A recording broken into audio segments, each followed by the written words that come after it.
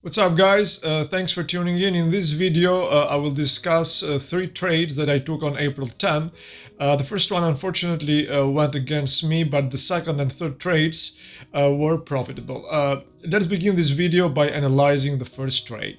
Now, after this top-hunt expedition that obviously marks this range's expansion, the 60-minute time frame clearly indicates the completion of this trading range and the formation of a new range that's perfectly aligned with the existing support and resistance levels. Additionally, after these capitulation bars and the oversold condition of this 50-point range, we also have, as a result of this head and shoulder pattern, we also have the formation of these two lower wicks on the chart, printing clearly higher lows. All signs, in my view, that the market is looking up and a positive trend is in motion. Now, moving on to a 2-minute time frame, we can see that after hours of hoverboarding, the market finally took a leap, and not in a positive direction. In a matter of minutes, as you can see in the chart, the pre-existing sideways trend evaporated and a strong bearish sentiment emerged. Obviously,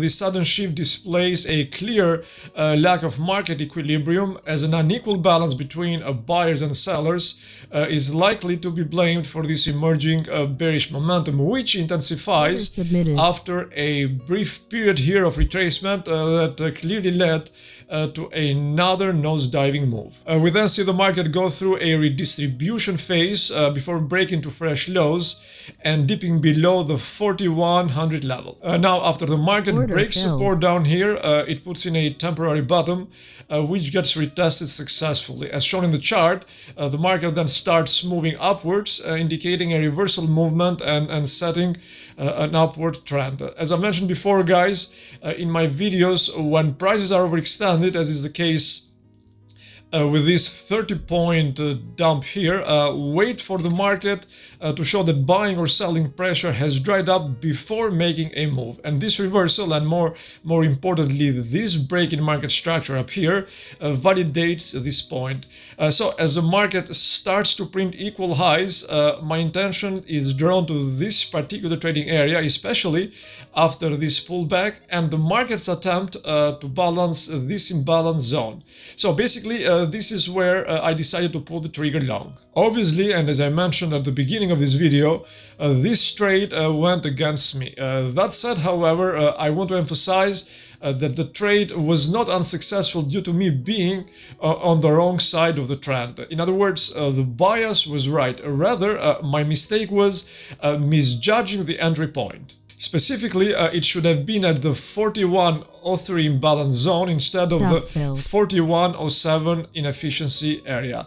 Remember, gang, at its core, the market relies on the concept of balancing out imbalances, and this was pretty much my thinking behind the entry on trade number 2. Now, nothing is guaranteed in trading, but if we are going to assume there is a pattern when it comes to identifying underlying trends, and we are going to be using logic behind supply and demand dynamics, I think that this price action based approach gives us a pretty good idea about what we should be doing execution wise. And as you can see in the 2-minute time frame, the entry point on this trade was the correct one in my view, because right after getting filled, the market reversed and repriced aggressively higher, allowing me in the process to hit both of my profit targets.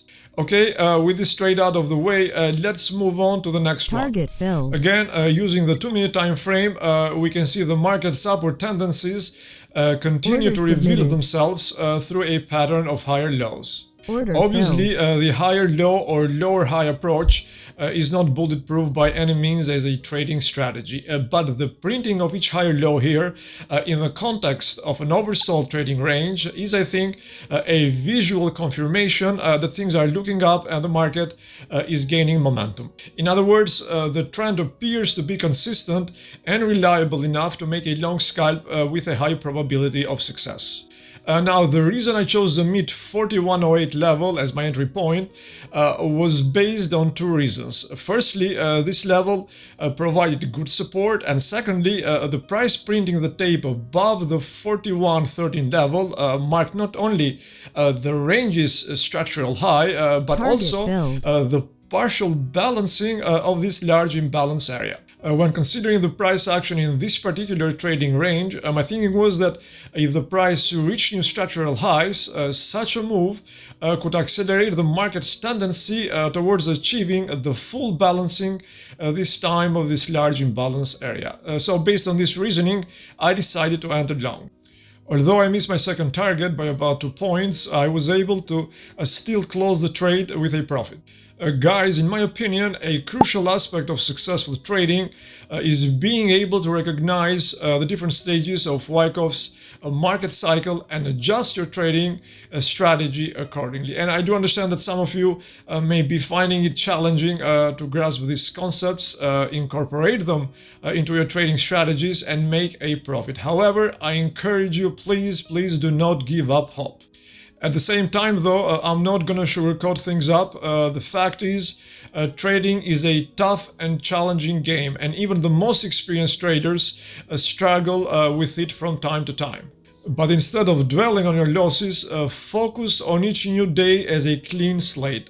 Take time to analyze your mistakes, adjust your thinking, adjust your strategy, and please keep pushing forward. Remember, losses are inevitable when it comes to trading, but it's what you do with those losses that separates successful traders from unsuccessful ones. Keep learning, keep backtesting, keep growing, and one day you will crack the damn code and find the success you are looking for.